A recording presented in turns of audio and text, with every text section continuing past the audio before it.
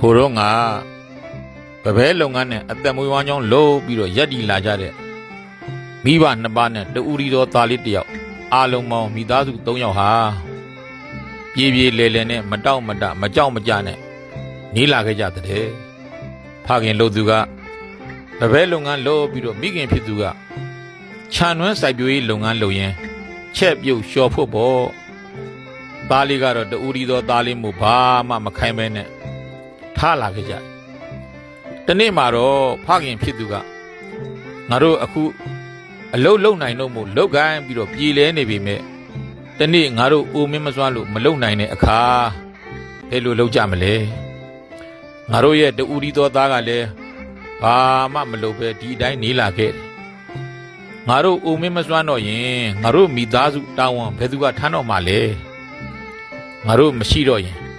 ငါသားကဘာနဲ့သွားရက်တီမှလဲလို့ဖခင်ဖြစ်သူကစဉ်းစားမိပြီးတော့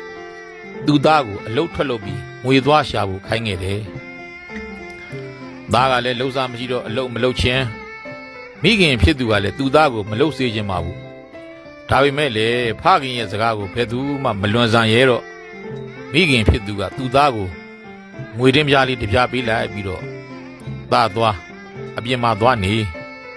ညနေကျမှအလုတ်ကပြန်လာတယ်ဆိုပြီးတော့ဒီငွေတင်းပြားလေးကိုသားအဖေအပ်လိုက်ဆိုပြီးသားကို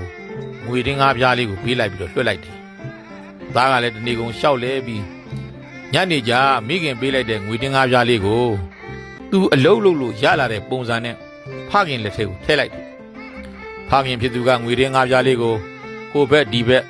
အပြန်မြန်လှမ်းကြည့်နမ်းကြည့်လှုပ်ပြီးတော့ကပဲဘူးတဲ့ပြစ်ထည့်လိုက်တယ်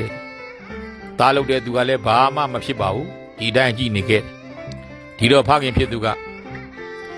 ဒီတင်းကားပြားဟာမင်းအလုပ်လုပ်လို့ရလာတဲ့ငွေမဟုတ်ဘူးမင်းငါ့ကိုလိန်တာပဲသွားနောက်နေ့လဲမင်းထွက်လုပ်ရမယ်ဆိုပြီးလွတ်လိုက်ပြန်မိခင်ဖြစ်သူကလည်းသူသားကို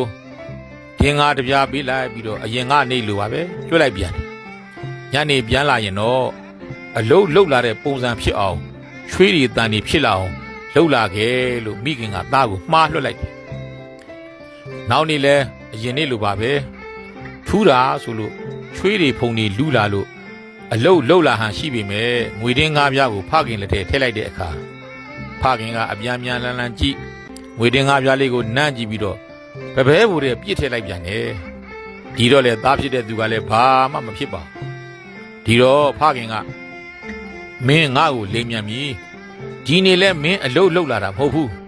ဒီနေ့နောက်ဆုံးနေ့ဖြစ်ပါစေနောက်နေ့တွေမင်းငါ့ကိုလိမ်ရင်ငါသီးခံမှာမဟုတ်တော့ဘူးလို့ပြောလိုက်တဲ့မိခင်ရောသားပါလန့်သွားခဲ့မိခင်ကလည်းနောက်နေ့မှာတော့ငွေတင်းကမပေးရတော့ဘူးသူသားကိုမင်းအဖေကသားအလုတ်လုပ်ဖို့ကိုရှော့မှာမဟုတ်တော့ဘူးဒီတော့သားအလုတ်ကိုစူးစမ်းလုပ်ခဲ့ငွေတွေကိုရအောင်စုခဲ့လို့မိခင်ကလည်းမှားလိုက်တယ်သားဖြစ်သူကလည်းအိမ်ကနေထွက်သွားပြီးတော့အလုတ်ကိုစူးစမ်းလုပ်ကင်ခဲ့တယ်ငွေတွေစုခဲ့နှစ်ပတ်လောက်ရှိတဲ့အခါမှာတော့အိမ်ကိုပြန်လာပြီးတော့ငွေတင်းကားပြားလေးကိုဖခင်ကိုအပ်လိုက်တယ်ဖခင်ဖြစ်သူကလည်းလက်ထဲကငွေတင်းကားပြားလေးကိုအပြန်ပြန်အလှန်လှန်ကြည့်နမ်းကြည့်နောက်သားဖြစ်သူကလည်းဖခင်လက်ထဲကသူအပ်လိုက်တဲ့ငွေတင်းပြားလေးကိုသေချာစိုက်ကြည့်နေခဲ့ဒီအချိန်မှာဖခင်ဖြစ်သူကငွေတင်းကားပြားတွေကိုမိဖို့တဲ့ပြစ်ထဲမဲ့လို့တော့သားဖြစ်သူကပြာကြီးပြာနဲ့ဖခင်လက်ကိုဆွဲထားပြီးတော့ငွေတင်းကားပြားတွေကိုမိဖို့တဲ့မကြအောင်ကြိုးစားပြီးတော့လူယူထားလိုက်တယ်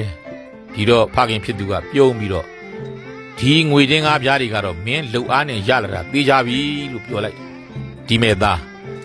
ဒီနေ့အဖေတို့အမေတို့ကလုံနိုင်ကိုင်နိုင်သေးလို့မိသားစုအဆင်ပြေးနေသေးပေမဲ့အဖေတို့အမေတို့ကဒီတိုင်းအမြဲနေမှာမဟုတ်ဘူးငါသားအဖေတို့အမေတို့အိုမင်းမစွမ်းလို့မလုံနိုင်မကိုင်နိုင်တဲ့အချိန်တွေဆိုတာရှိလာဦးမယ်သားအဲ့ဒီအချိန်ကြရင်အဖေတို့မိသားစုတာဝန်ကိုဘယ်သူကထမ်းမှလဲသားနောက်ငါသားကဒီတိုင်းဘာမှမလုပ်ပဲနေရသမျှနေနေမယ်ဆိုရင်အဖေတို့အမေတို့မရှိတော့ရင်ငါသားဘာနဲ့သွားရပ်တည်မှလဲတို့ဖခင်ကအမြဲဆင်ញင်ရမယ့်အရာတွေကိုပြောခဲ့တယ်ငါတို့ဟာတနေ့အိုးကိုအိုးမယ်တနေ့ငါတို့ဟာနားကိုနာကြရလိမ့်မယ်တနေ့ငါတို့ဟာသေးကိုသေးကြရလိမ့်မယ် တနေ့ငါတို့ဟာမိသားစုတွေကွဲလို့တဦးနဲ့တဦးခွဲခွာကြရလိမ့်မယ်တနေ့ငါတို့ဟာငါတို့လုပ်တဲ့ငါတို့ရဲ့ကမ်းဆိုတဲ့အလုပ်ကိုပဲအားကိုးရလိမ့်မယ်ဆိုတာအမြဲစဉ်းစားနေဖို့အမြဲသိမြင်နေဖို့တို့ဖခင်ကမှာခဲ့တဲ့သားအဲ့ဒီလိုဆင်ញင်းနေဖို့ဆိုတာကြောက်ဖို့မဟုတ်ဘူးမအိုခင်မနာခင်မသေးခင်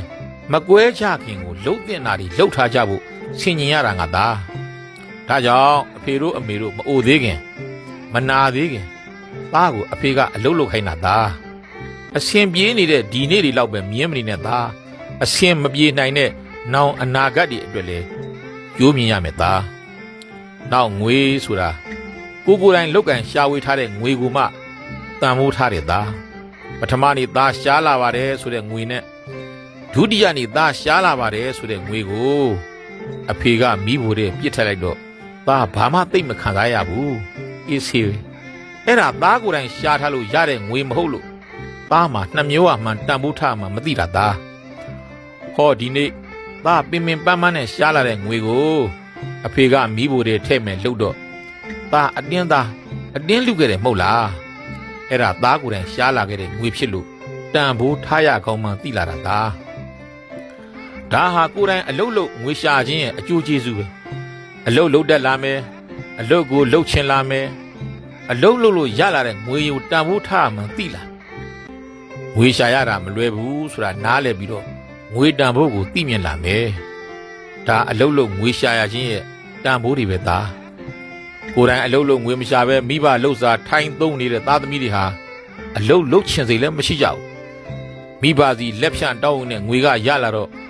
ငွေရဲ့တန်ဖိုးကိုလည်းမသိကြဘူးငွေကိုလည်းတန်ဖိုးမထားအလုတ်ကလည်းမရှိနဲ့စိတ်အားလူအားနဲ့လမ်းသလားပြီးတော့ဖြုံသုံးနေကြတော့